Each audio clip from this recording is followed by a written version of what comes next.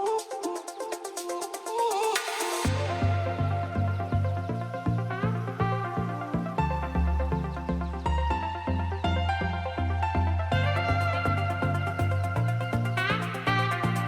talk that gives an in-depth view of some of the most dynamic, intelligent, and successful people on the planet. And people, we are very excited to showcase this next guest. So sit back, strap in, and get ready for a wonderful ride.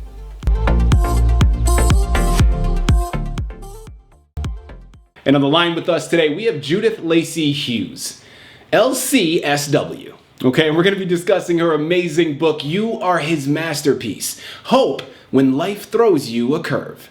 Now, it's available for purchase through Amazon, Barnes & Noble, pretty much any online book reseller. But people, also check out the ebook, the Kindle version of this. I'm telling you, you are definitely going to want to take advantage of this book. And once we go in a little bit more of a description of it, you're going to see why. Now, before we go there, I do want to say that Judy was brought to our network, People of Distinction, today by some of the best publishers in the business, Stellar Literary, Press, and Media. So if you or anyone you know have a book that they'd like moved, people, give yourself the best gift you could possibly give. Contact Stellar and have their fantastic team move it for you. You can find out more information on them at stellarliterary.com. Now, listen, it is an absolute pleasure to have Judy here on the line. Now, the moment you head on over to her Amazon and Barnes & Noble pages and you start to do any research on her book, you're going to understand what we're discussing today. Now, right there in the title, really in the subtitle, right? Because You Are His Masterpiece is pretty open-ended and you're kind of curious. You're like, well, what is going on here? Who am I a masterpiece to, right? But that subtitle, Hope When Life Throws You a Curve, is really going to hone it in.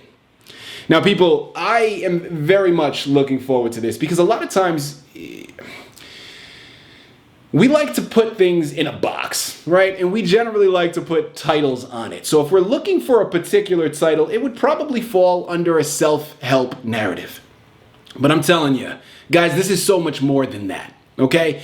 It is so much bigger than the words on the page. I mean, people, this is a movement, okay? This is a lifestyle change. It's much bigger than just a book. Now, when we're talking about adversity, who amongst us hasn't experienced any?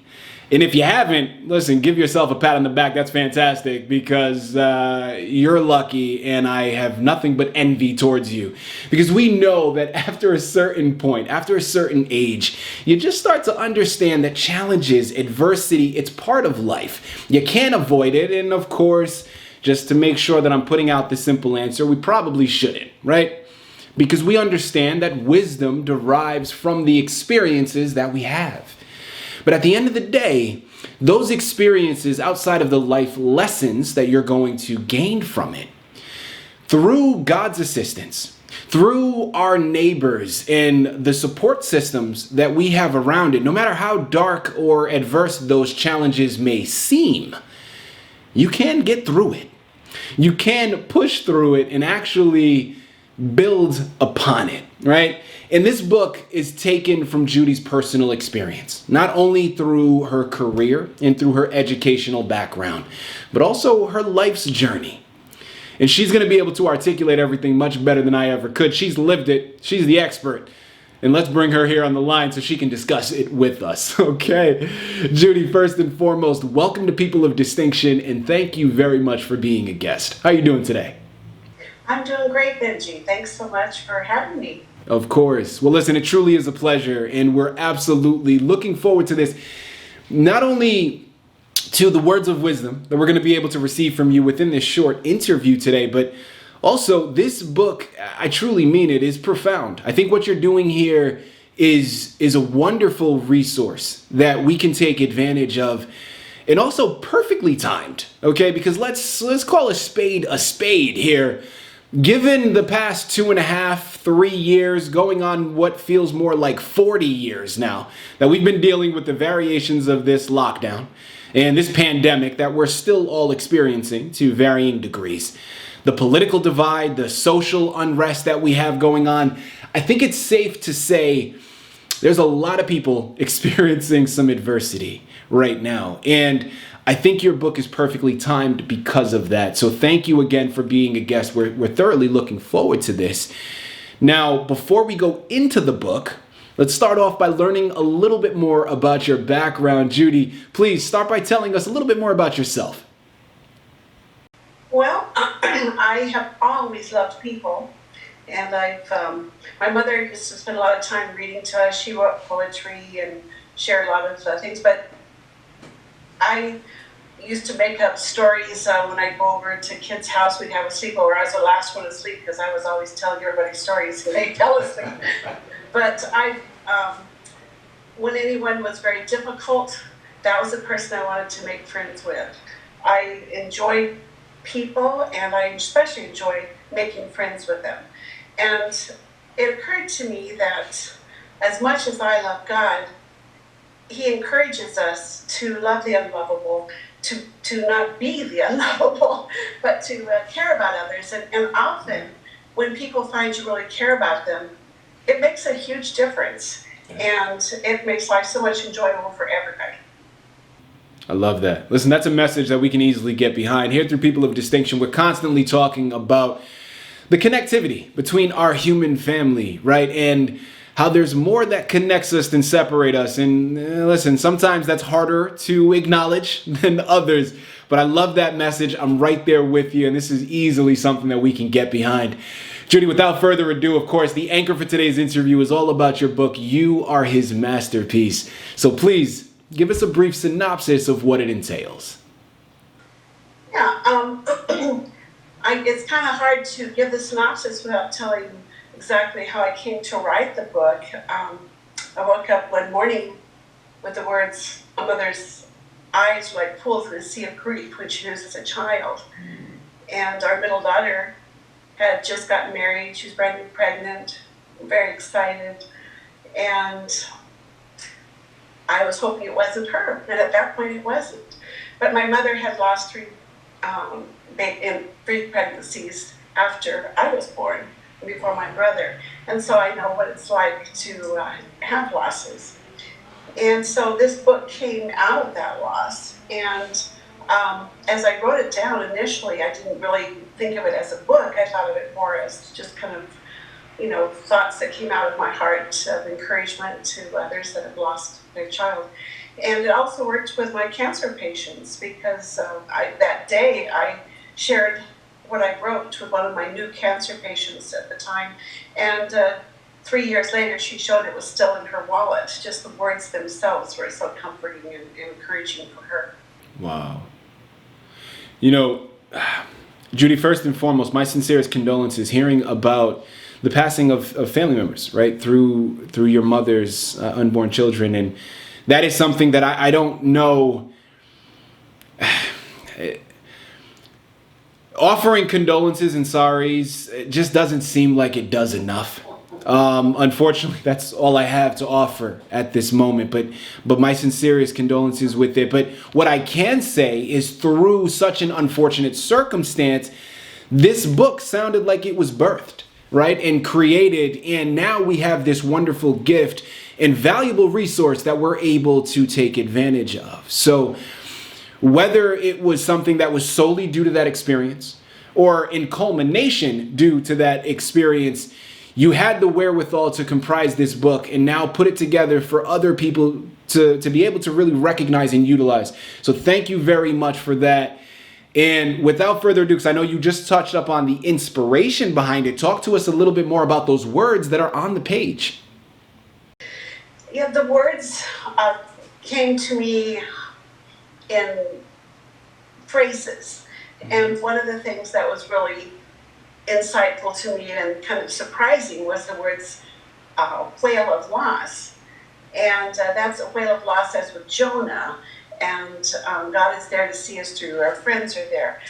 There's also in the verses, in the things that I wrote, there is a time where we feel like we're at the end of our rope and we're just barely hanging on. And we don't even know if we can keep hanging on. And my artist friend, did a painting for me as I described, and I asked for God's hand to be holding ours at the end of that rope. He's there with us to hold us through these times and help us through when we say, why did he give us that's harder than I can take? Well, he's there to see us through. He provides us the strength to get through it so we can grow, and we can also help others that may be going through similar times. Judy, that is beautiful. And thank you again for explaining that. And what a great segue that you've established, right? Because I know you brought up your friend who's an artist who also helped with the illustrations for the book. Because that is in compilation of what I would like to go into next. There's something about your title and also the book cover that really just stops you in your tracks, okay? And I think as an author, that's ultimately what you're wanting, right? You're wanting your potential readers to be sifting through titles and then boom, right? They come across yours and there's something about it that stops them, right? There's something about it that is just intriguing that really pulls them in. So right there, you did it. So congratulations on that, because it happened to me. Now, I want to talk about your title and also the cover of your book. Judy, talk to our listening audience about why you chose each of those to be the representation for your book and the connection that they have to the narrative itself. Yeah, the picture of the eye was important to me because that's how I woke up in the dream that morning. A mother's eyes are like pools in a sea of grief. When I told my friend Jeannie McCoy about that, she has done art for years and she is amazing. And I told her what I wanted. I said, I want the eye to have the sea behind it because it's in a pool, the sea of grief. Mm-hmm. And so I want a tear. And if you look at the cover, you'll see this eye, the brown iris with a blue sea behind it. And it's just one big, huge eye. But right in the tear area is the shape of a woman with a teardrop. It's beautiful. People don't understand it. Some of those that have been through grief, they look at that picture and they go, oh, gotta have that book. Others think, well, what is that eye? It's kind of spooky. Well, it's not. Life is going to be spooky at times, but what it is God's love. He cares about us through all the difficult times. In our newest book coming out, we're also going to have a second cover, which is a muddy hand with pottery. And life is not always clean. And I think that, the two different types of people, those that just feel like grief is just muddy, and those that feel, I'm in that teardrop that's coming out of the eye. And there's another picture where we have, in the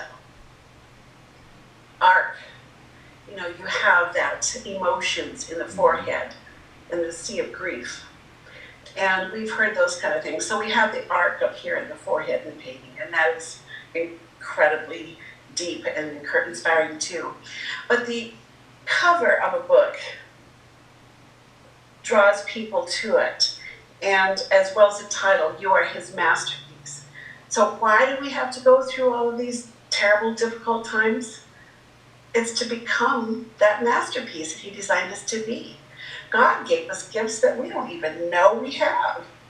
And when we've gone through some difficulties and find out, oh, I made it through that. Whew, how did I do that? And I actually feel stronger. I can't understand how it is that I feel stronger. Now, sometimes when you're going through grief and you're going through difficult times, you don't feel strong at all. You don't feel like you could do that. And that's why, you hear about gold. It has to get burned in order to be something beautiful. The potter takes this big lump of clay and he turns it into whatever he designs it to be. It could be just a beautiful vase. It could be a container to hold things. And we may say, hey, God, I want it to be this. What did you make me that for? And he said, can the clay talk to the potter and tell him what you're going to be?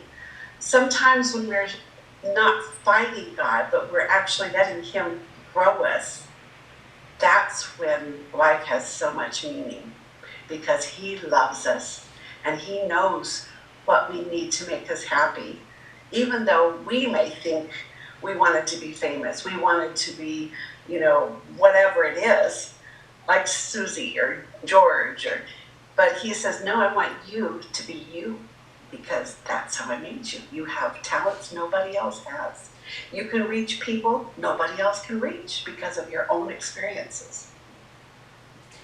People, I'm telling you, could we have selected a more perfect embodiment of a person of distinction to be on our network? The way she articulated adversity and challenges, it makes it seem almost appealing, right? You just kind of want to walk towards it, right? And experience that. And I love it because it's, at the end of the day, it's all about perception, right? And shifting your perception to really take what you can get from it, right? Everything has a silver lining if you're able to view it through that particular perspective and prism. I love that. Once again, we're here on the line with Judith Lacey Hewes. We're discussing her amazing book, You Are His Masterpiece, Hope When Life Throws You a Curve. Now, it's available for purchase through Amazon, Barnes & Noble, ebook, Kindle. I'm telling you, head on over there, pick up your copies today. Judy, next question as we continue on here, and really a curiosity for myself. So, we'll have a little fun with this next one. What would you say was a highlight for you in writing the book? Or if not a highlight, maybe something that surprised you that you weren't anticipating before you began? One thing is that it became a book. I thought I was just writing it, but a lady that had cancer and wrote back a book during that time said, this needs to be a book that you could just put on your table and just have it out all the time. And one of the nice surprises of it was, when you put your heart and soul in something and you put your own finances into paying for the art and putting the book all together, and you want it to touch hearts. Yeah. And the thing that to me has been the most gratifying and most encouraging is the comments I hear from people.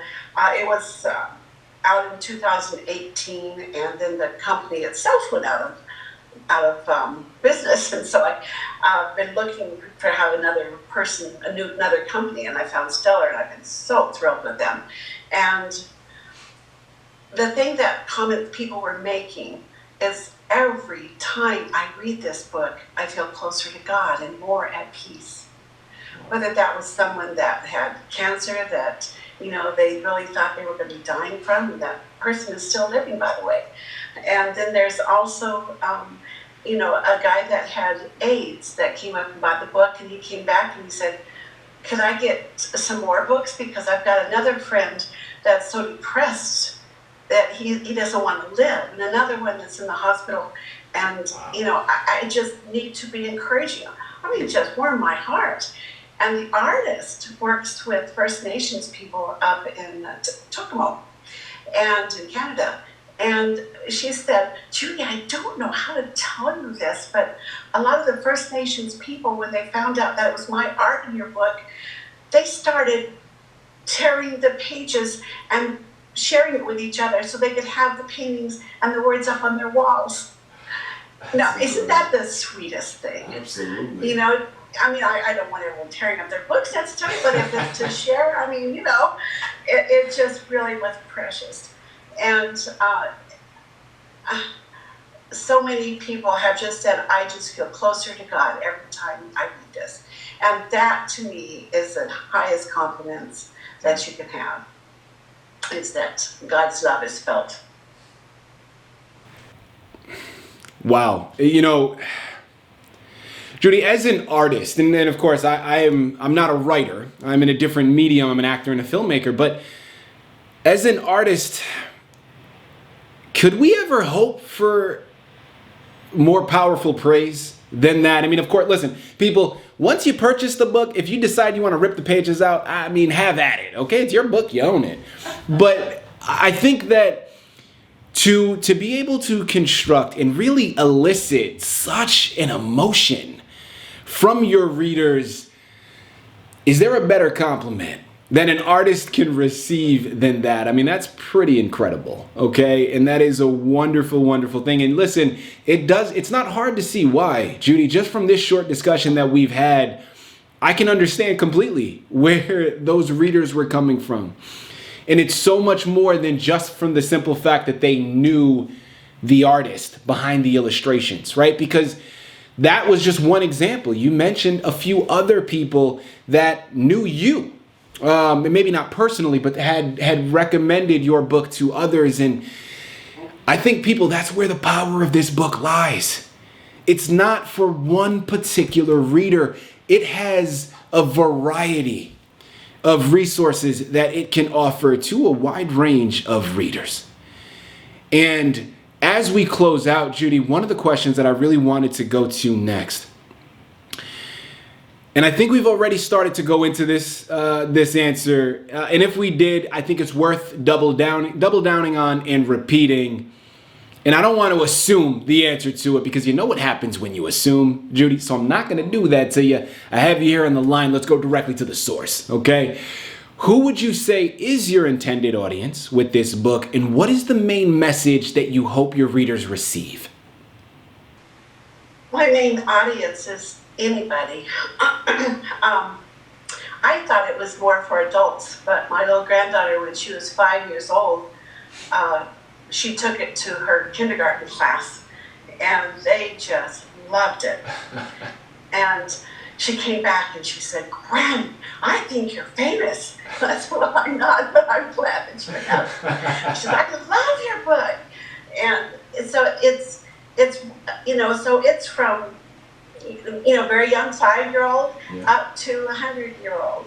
It's those that have just had a rough day. It's those that have all of a sudden got a diagnosis, or you've had a loss, or you've got something coming up that you don't even know how to handle. When you were saying that you may not know the artist or the author, but we do know the God that knows both the artist and the author, because our God is the one that knows each of you. And that's who I wrote the book for, is each of you, so that you could get to know how much God loves you. He knew you before you were even born. You could say, before I even knew you, God, you loved me. Isn't that an awesome thing to know? How much He cares about you in your life, that He wants you to be at peace within. I love it. Judy, I love it. I'm ready to move mountains, people, okay? This is absolutely fantastic. You know where you have to go, okay? Amazon and Barnes & Noble, online book resellers, ebook, Kindle, it's all available. You gotta go and pick up your copies, okay? Do yourself a favor, because there is no way around it. Judy, last question here as we start now to focus on the future. I know about your past. I know about this book. Well, I want to know what's upcoming, okay? Please tell me there's another book on the horizon, Judy. What's next for you? Well, I do have some other thoughts about some follow-ups to maybe even making a series of You Are His Masterpiece. There's so many different areas I would like to work on. What it's like growing up in the 50s in a family that loves you and cares for you, but yet have challenges. I grew up in a family that loved me. My mother was hilarious. My dad was, a wonderful person too, and yet they were human.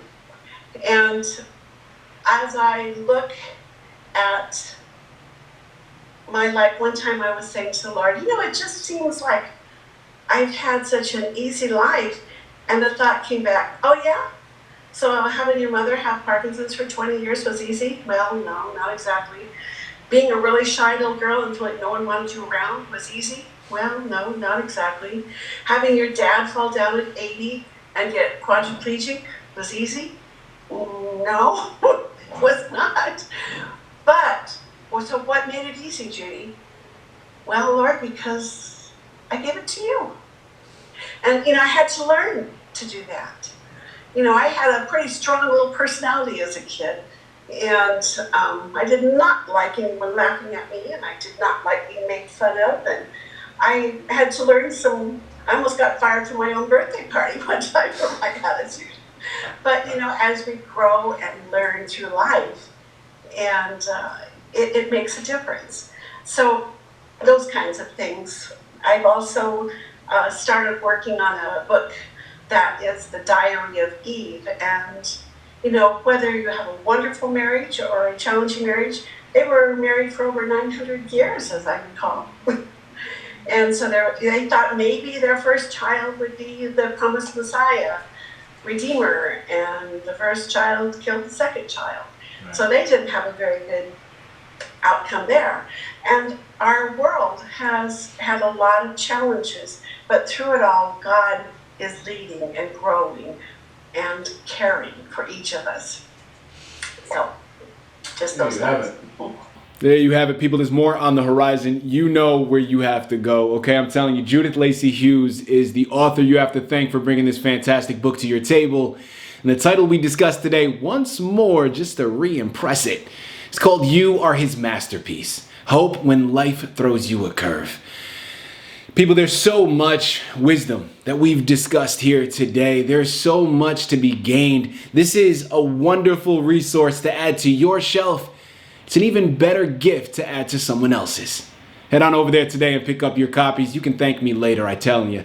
You will not be disappointed by purchasing this book. Judy, this has been an absolute pleasure. Such an honor. Thank you once again for being a guest on People of Distinction. Thank you, Benji. I've enjoyed it very much.